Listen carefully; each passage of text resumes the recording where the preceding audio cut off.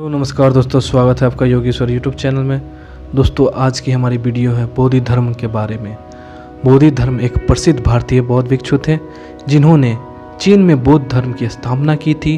उन्हें बोधि धर्मन के नाम से भी जाना जाता है। बोधि धर्म को मार्शल आर्ट के जनक के रूप में जाना जाता है।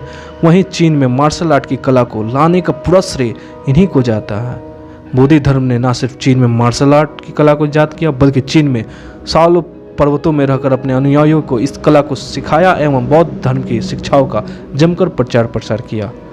आपको बता दें कि कुंफू मार्शल आर्ट का प्रमुख अंग है जिसे पूरी दुनिया के लोग चीन सीखने जाते हैं। इस आधुनिक मार्शल आर्ट की कला प्रणाली को बोधि धर्मन के द्वारा ही लाया गया था। बोधि धर्म के जन्म के बारे में कोई पुख्ता जानकारी नहीं है, लेकिन इनका जन्म 5वीं और 6वीं शताब्दी के बीच में बताया जाता है। इतिहासकारों के मुताबिक बोधि धर्म का जन्म दक्षिण भारत में पल्लव राज के एक शाही परिवार में हुआ था, जो कांचीपुरम के एक धनी राजा सुगंध के पुत्र थे। ऐसा बताया जाता है कि सभी तरह की शाही सुविधाओं और असीमित दौलत को त्याग कर बोधि धर्म ने एक बौद्ध भिक्षु की तरह जीवन बिताया और लोगों को जागरूक करने का काम किया। बोधि धर्म की चीन की यात्रा। बोधि धर्म चीन कैसे पहुंचे, इसे लेकर विद्वानों की अलग अलग मत है। उनके चीन जाने के वास्तविक मार्ग में कोई संबंध की पुख्ता जानकारी नहीं है। कुछ विद्वानों का मानना है कि बोधि धर्म समुद्र के मार्ग से मद्रास से चीन के प्रांत गए थे, जबकि कुछ विद्वानों का मानना है कि वो पहले नदी के रास्ते से गए। चीन में बौद्ध धर्म के प्रचार के दौरान झेलना पड़ा था काफ़ी विरोध। जी हाँ दोस्तों, बोधि धर्म ने बहुत सारे विरोधों को झेला था। वहाँ के राजाओं के द्वारा, वहाँ के लुटेरा डाकुओं के द्वारा उन्हें कई सारी युद्ध लड़ना पड़ा था, तब जाके चीन में वे अस्थायी हो पाए थे। मार्शल आर्ट के जनक बोधि धर्म।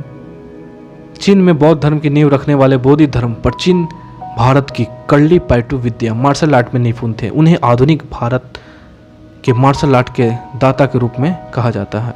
वहीं मार्शल आर्ट के इतिहास से कुछ पौराणिक कथाओं में बोधि धर्म के अलावा महर्षि अगस्त्य एवं भगवान श्री कृष्ण का भी नाम जुड़ा हुआ है। चाय के खोजकर्ता के रूप में बोधि धर्म।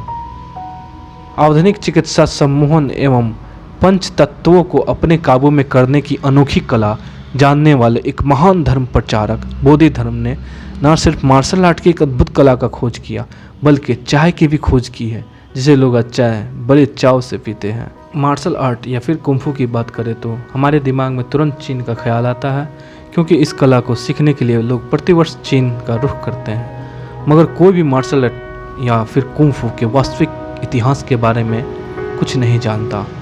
बोधि धर्म का इतिहास बहुत पुराना है। आज हम इस लेख के माध्यम से जानेंगे, इस वीडियो के माध्यम से दोस्तों। और कमेंट करके आप बताइए कि बोधि धर्म के बारे में आप जानते हैं कि नहीं जानते। आज के ज़माने की मार्शल आर्ट की बात करें तो इसे सीखने के लिए लोग बहुत दूर दूर से चीन की ओर अपना रुख कर रहे हैं। इतना ही नहीं, अब इसको सीखने के लिए लोग काफ़ी रुचि भी दिखाते हुए नजर आते हैं। पौराणिक कथाओं के अनुसार आधुनिक मार्शल आर्ट के पहले गुरु महर्षि अगस्त्य थे। बौद्ध धर्म के प्रचार प्रसार में मार्शल आर्ट की कला को विकसित करने के लिए बोधि धर्म चीन में ही रह रहे थे। बोधि धर्म की मृत्यु 540 ईसा पूर्व चीन के शौलिन मंदिर मठ में यानी शौलिन मोनेस्ट्री में हुई थी। बोधि धर्म की मृत्यु के बारे में बस इतना ही कहा जाता था कि वहाँ के लोगों ने ही बोधि धर्म को अपने देश से बाहर ना जाने के लिए अनुरोध किया और एक साजिश के तहत उन्हें विष पान करा दिया। ये सब बात बोधि धर्म जानते थे, उन्होंने सहज स्वीकार किया। इसके बाद वहाँ के लोगों ने बोधि धर्म के शव को अपने ही इलाके में दफनाया।